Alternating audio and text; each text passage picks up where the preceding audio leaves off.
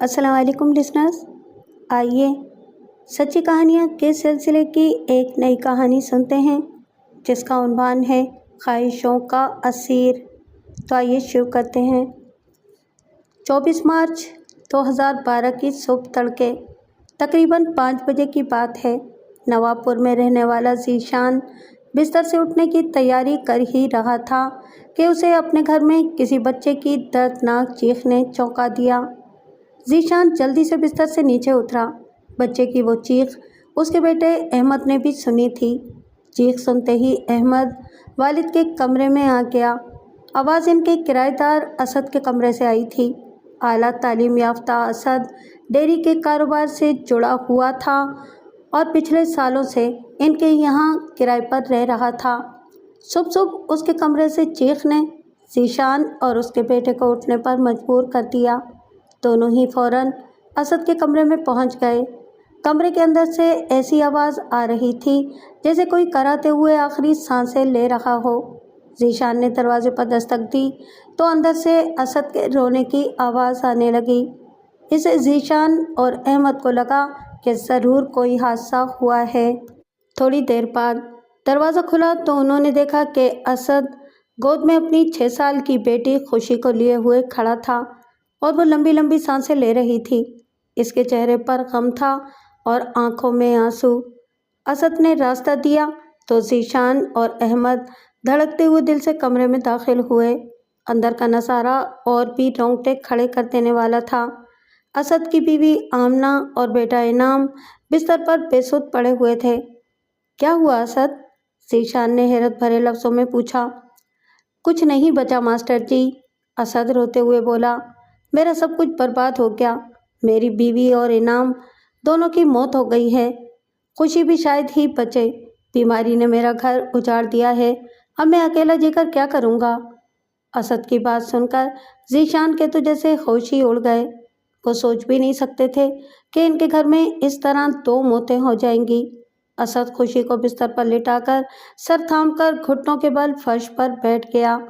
ذیشان اور احمد نے اسد کو حوصلہ دیا، ساتھ ہی اس کی اطلاع پاس پڑوس کے لوگوں کو بھی دے دی۔ کچھ ہی دیر میں وہاں تمام لوگ اکٹھے ہو گئے۔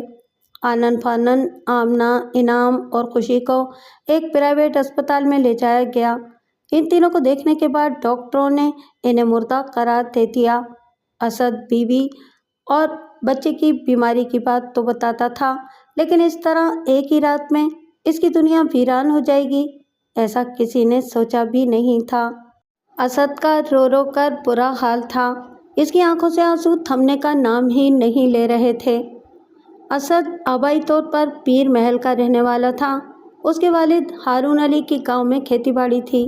ان کے خاندان میں بیوی عکاشہ کے علاوہ اسد سے چھوٹی 3 بیٹیاں حدیقہ، طیبہ، ثنا اور 2 بیٹے اظہر احمد اور طاہر احمد تھے۔ اسد کی بیوی آمنہ رستم پور کے علی اکبر کی بیٹی تھی۔ اسد نے فون کر کے بیوی اور بچوں کے مرنے کی خبر دونوں جگہ دی تو وہاں بھی کوہرام مچ گیا۔ اسد آخری رسم ادا کرنے کے لیے بیوی اور بچوں کی لاشوں کو گاؤں لے گیا۔ ایک ساتھ 3 لاشوں کو دیکھ کر پورا گاؤں غم میں ڈوب گیا۔ جس نے بھی دیکھا اس کی آنکھیں نم ہو گئیں۔ خبر ملتے ہی حدیقہ کے میکے والے بھی پیر محل پہنچ گئے۔ بیماری سے ایک رات میں اچانک 3 موتوں کی بات آمنہ کے والد کے گلے سے نیچے نہیں اتر رہی تھی۔ ان کے دماغ میں شک کا کیڑا بری طرح سے کلبلانے لگا تھا۔ کلیوں کا مرجھا کر سوکھ جانا افسوسناک ہے۔ آمنہ کبھی کبھار بیمار رہتی تھی، یہ بات انہیں معلوم تھی، لیکن غصہ اس بات پر آ رہا تھا کہ اگر اس کی حالت اتنی ہی خراب تھی تو اسد نے یہ بات انہیں کیوں نہیں بتائی تھی۔ اس کے ساتھ ہی انہیں یہ بات بھی بڑی عجیب سی لگ رہی تھی کہ جب آمنہ اور بچے اتنے زیادہ بیمار تھے تو وہ انہیں اسپتال کیوں نہیں لے کر گیا تھا۔ علی اکبر کے دونوں بیٹے شان، ایمان اور وہاں موجود دیگر رشتہ دار بھی یہی سوچ رہے تھے۔ ماحول بھلے ہی غمگین تھا، لیکن وہ لوگ یہ صدمہ برداشت نہیں کر پا رہے تھے، اس لیے انہوں نے فوری طور پر اسد سے پوری بات جاننا چاہی تھی۔ بااصرار پوچھنے پر اسد نے یہ بتایا کہ عید کے بعد سے ہی وہ تینوں الٹی دست، بخار اور پیٹ کے درد سے پریشان تھے۔ ان کا علاج بھی چل رہا تھا۔ बीती शाम चारों जल्द खाना खाकर सो गए थे। असद ने आगे बताया कि रात में आमना पेट दर्द और सर दर्द से कराने लगी।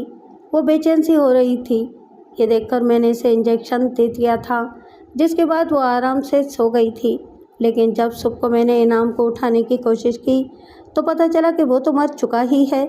फिर मैंने आमना को जगाना चाहा, लेकिन वो भी इस दुनिया को छोड़कर जा चुकी थी। खुशी भी मुझे बेचैन सी लग रही थी, लेकिन मैं इसे भी नहीं बचा सका। असद ने जो कुछ भी बताया था, इस कदर गहरे सदमे के बावजूद अली अकबर और इनके रिश्तेदार चाहकर भी इस पर यकीन नहीं कर पा रहे थे। अली अकबर ने मकान मालिक से भी बात की तो पता चला कि इन्हें इस बात की इत्तला सुबह मिली थी। ये बात सभी को बड़ी अजीब सी लग रही थी कि जब इतनी बड़ी मुसीबत आई थी तो असद ने किसी को मदद के लिए क्यों नहीं बुलाया था। जब बीवी और बेटे की मौत हो चुकी थी तो इसे कम से कम मकान मालिक को तो बता ही देना चाहिए था। इन बातों ने इनके दिल में शक पैदा कर दिया था, और शक की एक वजह यह भी थी कि आमना की घरेलू ज़िंदगी ठीक नहीं थी। असद के साथ उसके ताल्लुकात अच्छे नहीं थे।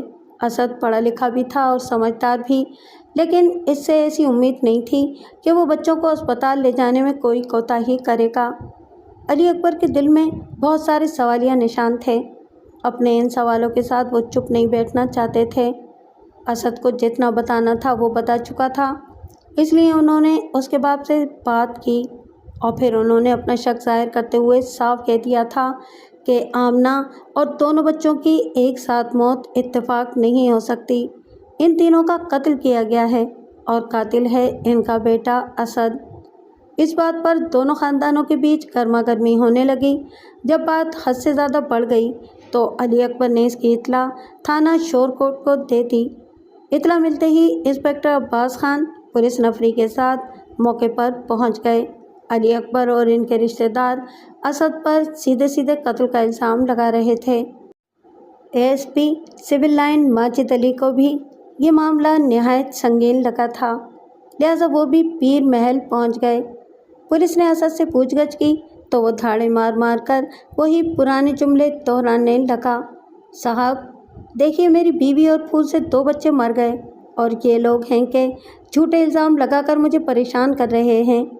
पता नहीं ये कैसे वालिदैन हैं जो अपनी बेटी की मौत को तमाशा बना देना चाहते हैं। ऐसी बातें सुनने से तो अच्छा था कि मैं भी मर जाता। तुम खुद को संभालो और हमें बताओ कि ये सब कैसे हुआ। इंस्पेक्टर ने इसे तसल्ली देकर पूछा तो कुछ देर खामोशी के बाद इसने वही बात दोहरा दी जो इसने अली अकबर को बताई थी। पुलिस को भी ये बात बड़ी अजीब सी लगी कि एक ही रात में 3 अमवात हो जाने पर भी असद ने ना तो रात में किसी को बताया और न ही मरने वालों को अस्पताल ले जाने की ज़रूरत समझी। इन बातों को मद्देनज़र रखते हुए पुलिस ने इस मामले की जांच कर लेना ज़रूरी समझा। इंस्पेक्टर अब्बास खान ने नवाबपुर जाकर लोगों से असद के बारे में मालूमात हासिल की तो वहाँ लोगों ने असद के बारे में जो बताया, इससे पुलिस को भी इस पर पूरा शक होने लगा। पुलिस को पता चला कि असद ख्वाहिशमंद और एक गुस्सावर मिजाज रखने वाला शख्स था। इसके अलावा भी लोगों से इसके बारे में कई तरह की बातें सुनने को मिली। अली अकबर साजिश के तहत कत्ल किए जाने की बात पर अड़े बैठे थे और उन्होंने पुलिस को असद के खिलाफ कई सबूत भी दे दिए थे। हालात शक वाले थे, इसलिए पुलिस ने घुमा फिरा कर असद से पूछताछ की तो वो कई सवालों के जवाब तसल्ली बख्श न दे पाया। सबसे बड़ा सवाल ये था कि बीवी बच्चों के बीमार होने पर वो इन्हें रात में ही अस्पताल क्यों नहीं ले गया, और एक ही घर में रहने के बावजूद उसने मालिक मकान को कुछ क्यों नहीं बताया था। पुलिस ने इस पर जवाब के लिए दबाव डाला तो वो धाड़े मार मार कर रोने लगा। असद की बातों और रोने से पुलिस इतना तो समझ गई कि वो रोने का नाटक करके बात को घुमाने की बार कोशिश कर रहा है। पूछताछ में इसके चेहरे पर उड़ती हुई हवाइयों ने भी पुलिस वालों के शक को और गहरा कर दिया था। अब पुलिस ने असद को तफ्तीश की चक्की में पीस कर रख दिया था, जिसे वो बर्दाश्त न कर सका, और उसने एक ऐसा खौफनाक इंकशाफ किया जिसे सुनकर हर किसी के रोंगटे खड़े हो गए। कुछ देर वो सर थाम कर रोता रहा और फिर अचानक बोला, میں نے سبھی کو زہر کا انجیکشن لگایا تھا۔ اس کی بات سن کر پولیس بھی حیرت زدہ رہ گئی۔ کوئی انسان اتنا حیوان ہو سکتا ہے، یہ سوچا بھی نہیں جا سکتا تھا۔ پولیس نے اسے فوراً حراست میں لے لیا اور تینوں لاشوں کو اپنے قبضے میں کر کے ان کا پنچ نامہ بنایا اور انہیں پوسٹ مارٹم کے لیے ڈسٹرکٹ اسپتال بھجوا دیا۔ اس کے ساتھ ہی آمنہ کے والد کی تحریر پر اسد کے خلاف قتل کا مقدمہ درج کر لیا گیا۔ اسد کے حیوانیت بھرے اس کرتوت سے سبھی حیرت میں تھے۔ تحریر قتل کی اطلاع پا کر RPO حافظ نعمان اور DPO حسن سردار بھی اسد سے معلومات کرنے پہنچ گئے تھے۔ پولیس اسے لے کر نواب پور میں واقع اس کمرے میں پہنچی تو اس نے وہ انجیکشن برآمد کرا دیا جس سے اس نے ان تینوں کو زہر دیا تھا۔ لاشیں آمنہ کے والد کے حوالے کر دی گئیں۔ انہوں نے تینوں لاشوں کو گاؤں لے جا کر غمزدہ ماحول میں ان کی آخری رسوم ادا کی۔ اس رسم میں شامل ہر ایک شخص پہنچ چکا تھا۔ کسی کو بھی اسد کے کرتوت پر یقین نہیں آ رہا تھا۔ ادھر پولیس نے اسد سے تھانے میں تفصیل سے پوچھ تاچھ کی تو اس نے کئی چونکا دینے والے راز اگلے۔ اس نے اپنی بیوی اور بچوں کے قتل کی ایک نہیں کئی وجوہات بتائیں، جس میں آمنہ اور اس کے بچوں کا کوئی گناہ نہیں تھا، بلکہ اپنی اپنی خواہشوں اور انتہا پسند مزاج کی وجہ سے وہ ایسے لوگوں میں شامل ہو گیا تھا جو زندگی میں کبھی مطمئن نہیں ہوتے۔ اس نے بتایا کہ قتل کی پلاننگ وہ کافی پہلے کر چکا تھا۔ اسد بچپن سے خواہش پسند تھا۔ وہ پڑھ لکھ کر اونچا مقام حاصل کرنا چاہتا تھا۔ 6 بھائی بہنوں میں وہ چونکہ سب سے بڑا تھا، اس لیے اس پر ذمہ داریاں بھی بہت زیادہ تھیں۔ اسد نے MA کرنے کے بعد LLB کی پڑھائی شروع کر دی تھی۔ وہ چاہتا تھا کہ اچھی پڑھائی کر کے سول سروس کی تیاری کرے، لیکن اس سے پہلے کہ وہ یہ مقام حاصل کر پاتا، اس کے لیے پہلے سے ہی رشتے آنے شروع ہو گئے تھے۔ اس کے والد ہارون علی چاہتے تھے کہ بیٹے کی شادی ہو جائے۔ پھر ایک دن اس کے لیے رستم پور سے علی اکبر کی بیٹی سدرا کا رشتہ آیا۔ ان کی بیٹی جوان تھی، اس لیے وہ لڑکے کی تلاش کر رہے تھے تاکہ وہ جلد از جلد اپنے فرض سے سبکدوش ہو سکیں۔ دونوں خاندانوں کی بات چیت کے بعد اسد کا رشتہ سدرا کے ساتھ پکا کر دیا گیا۔ رشتہ تو ہو گیا، لیکن کچھ دن بعد ہی سدرا کی طبیعت خراب ہو گئی اور علاج کے باوجود 10-12 دن بعد اس کی موت واقع ہو گئی۔ غم کے اس دور میں اسد کا خاندان بھی سدرا کے خاندان کے ساتھ ساتھ تھا۔ اس دوران اور اس درمیان دونوں خاندان آپس میں کھل مل گئے تھے اور ان میں آپس میں لگاؤ بھی گہرا پیدا ہو گیا تھا۔ اسد کا خاندان بھی ٹھیک تھا اور وہ محنتی لڑکا تھا۔ یہی وجہ تھی کہ علی اکبر نے سوچا کہ اپنی منجلی بیٹی آمنہ کا رشتہ بھی اس کے ساتھ ہی کر دینا چاہیے۔ اسد کا خاندان خود بھی یہی چاہتا تھا۔ ایک بار پھر دونوں خاندان اسد اور آمنہ کے رشتے پر آپس میں رضامند ہو گئے۔ سب کچھ طے ہو جانے کے بعد آمنہ اور اسد کی شادی ہو گئی۔ شادی کے بعد دونوں کے دن ہنسی خوشی بیتنے لگے۔ اس درمیان نواب پور کی ایک پیتل فیکٹری کے کیمیکل شعبے میں اسد کی نوکری بطور سپروائزر لگ گئی۔ شادی کے 1 سال بعد ہی آمنہ نے بیٹے کو جنم دیا تو اسد کے خاندان میں خوب خوشیاں منائی گئیں۔ اس دوران اس نے نواب پور میں ہی اپنا مکان بنا لیا اور بیوی بچوں کے ساتھ وہاں رہنے لگا۔ نوکری کے ساتھ ساتھ اسد سول سروس میں جانے کے لیے امتحانات بھی دیتا رہا۔ یہ اس کی بدقسمتی تھی کہ اس کا نمبر نہ آ سکا۔ اسد اس کمپنی سے اتنا کما نہیں پاتا تھا کہ خاندان کی گاڑی آرام سے چل سکے، جبکہ اس کی خواہشات بہت اونچی تھیں، مگر کمزور لوگوں کے ہر جذبے اور ہر خواہش کا پورا ہونا شاید بہت مشکل ہے، کیونکہ انسان میں منفی صفات کی قوت بہت تیزی سے بڑھ رہی ہے۔ گزرتے وقت کے ساتھ ساتھ اسد بیٹے کے بعد ایک بیٹی کا باپ بن گیا تو اس کی ذمہ داریوں کا بوجھ اور بھی بڑھ گیا۔ کمائی کم اور خرچے زیادہ ہو گئے تو وہ بے چین سا رہنے لگا۔ 4 سال پہلے کی بات ہے، ایک دن اسد گھر آیا تو اس کے چہرے پر کافی تناؤ تھا۔ یہ دیکھ کر آمنہ نے پوچھا، کیا بات ہے، آج آپ بہت پریشان سے لگ رہے ہیں؟ ہاں، یہ تو میری قسمت ہی بن گئی ہے، اسد نے تنک کر جواب دیا۔ ایسا کیوں سوچتے ہیں آپ؟ آمنہ نے اسے تسلی دینے کی کوشش کی۔ اور کروں بھی تو کیا؟ وہ غصے میں بولا، जो बनना चाहता था वो बन नहीं सका, बनकर रह गया सुपरवाइज़र। आज मैंने सुपरवाइज़र की नौकरी भी छोड़ दी है। इसकी बात सुनकर आमना चौंकी। वो कुछ कहती सुनती इससे पहले ही असद सर पकड़कर बैठते हुए बोला, अगर मैंने जल्दी शादी न की होती तो शायद कुछ बन गया होता। आमना को असद की ये बात कतई अच्छी नहीं लगी। ये कहकर वो एक तरह से अपने बीवी बच्चों को बोझ की तरह जान रहा था, इसलिए वो शिकायती लहजे में बोली, गृहस्थी को बोझ जान रहे हो? बोझ तो नहीं जान रहा, लेकिन जल्दी में ये सब कुछ हो गया। इतना कहकर असद चुप हो गया।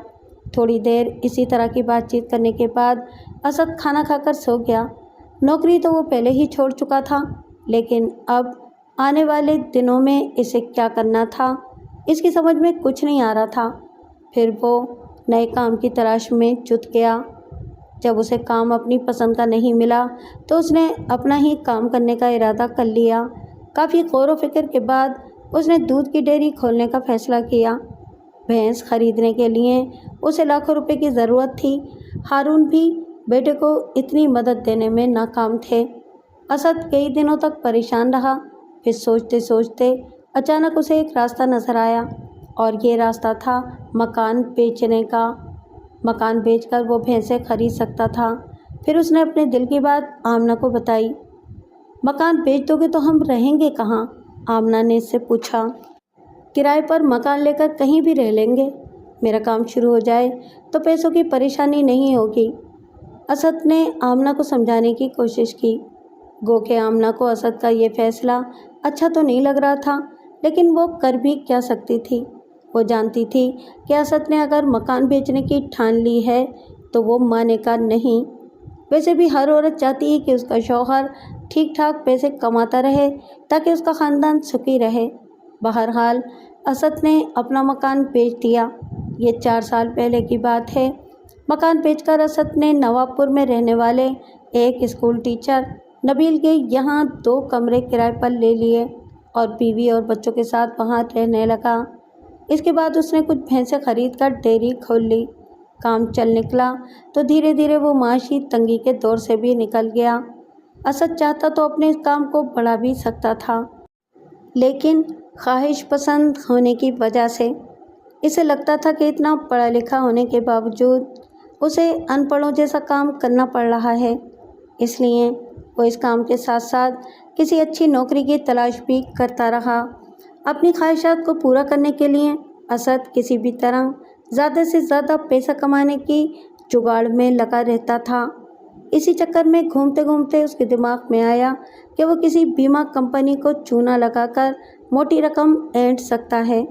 ये बात दिमाग में आते ही उसने एक प्लान बना लिया। अपने प्लान के मुताबिक उसने सारी भैंसों का बीमा करवा दिया। बीमा कराए अभी उसे कुछ ही दिन हुए थे कि एक दिन अचानक उसकी कई भैंसों की मौत वाक़ई हो गई। भैंसों की मौत हो जाने से असद को मोटी रकम मिल सकती थी।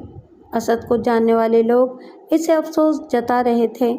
असद ने बीमा कंपनी को इस बाबत बताया ताकि आगे की कार्रवाई हो सके। ऐसे मामलों में बीमा कंपनी के अपने तौर तरीके होते हैं। बीमा कंपनी ने अपने हिसाब से इसकी कार्रवाई शुरू की, लेकिन इसी दरमियान किसी ने बीमा कंपनी के मुलाजिमों को इतला दे दी कि असद की भैंसों की मौत कुदरती तौर पर नहीं हुई थी, बल्कि इसने बीमे की रकम हासिल करने के लिए इन्हें जहर देकर मारा था। जब इन्हें शक हुआ तो बीमा कंपनी ने एक भैंस का पोस्टमार्टम करा लिया। पोस्टमार्टम में साबित हो गया कि भैंसों को जहर दिया गया है। भेद खुलने के बाद असद के जेल जाने की नौबत आ गई। वो जेल चला भी जाता, लेकिन लोगों के दरमियान में आने की वजह से वो बच गया। असद ने सोचा था कि बीमे के पैसे से हालात सुधर जाएंगे, लेकिन इसके लालच ने उसे माशी तौर से और भी गहरी चोट पहुंचाई। इसके बाद वो किसी न किसी तरह वक्त काटने लगा। असद पहले ही घर से अलग रह रहा था, लेकिन वालिद के बाद घर में पड़ा होने के नाते घर की जिम्मेदारियां भी उस पर थीं। घर में उसकी 3 बहनें जवान हो रही थीं, जबकि उसके दोनों भाई अभी पढ़ रहे थे। भाइयों की पढ़ाई में भी वो पैसों से मदद करता था और ख़ानदान के भी माशी मसाइल हल करने में हाथ बटाता था। लेकिन आमना को ये सब कतन पसंद नहीं था। इसके लिए वो इसे टोकती भी रहती थी। اس کی وجہ یہ تھی کہ وہ اور اس کے بچے ہر وقت محرومیوں میں گھرے رہتے تھے۔ گاؤں میں لڑکیوں کے جوان ہوتے ہی والدین کو ان کی شادی کی فکر ستانے لگتی ہے۔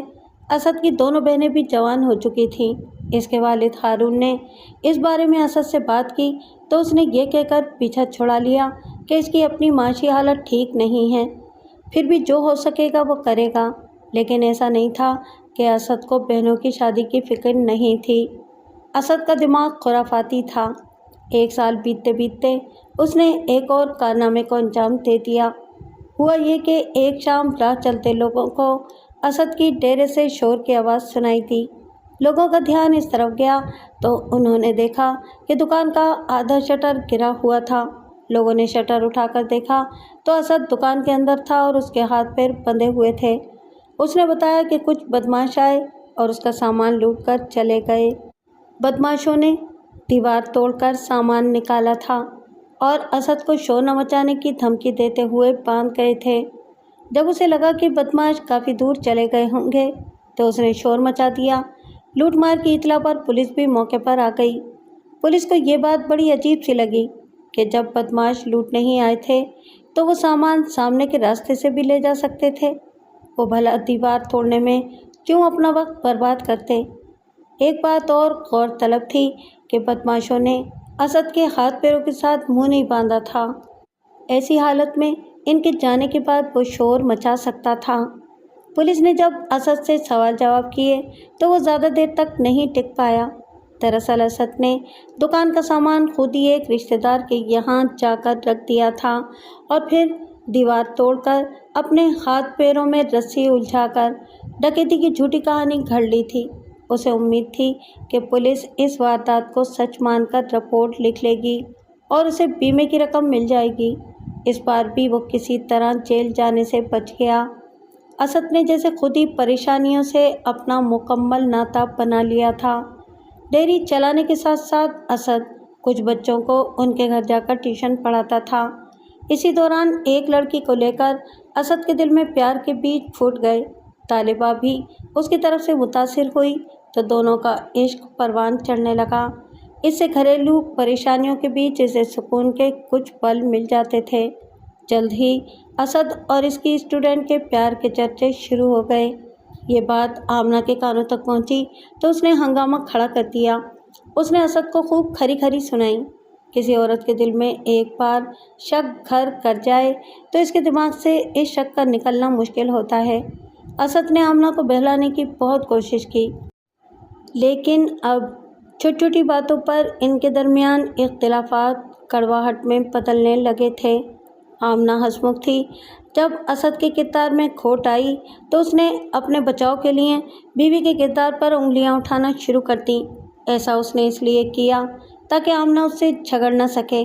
مسکرا کر باتیں کرنا آمنہ کی عادت میں شمار تھا، جبکہ اسد اس کی اس عادت کو شک کی نظر سے دیکھتا تھا۔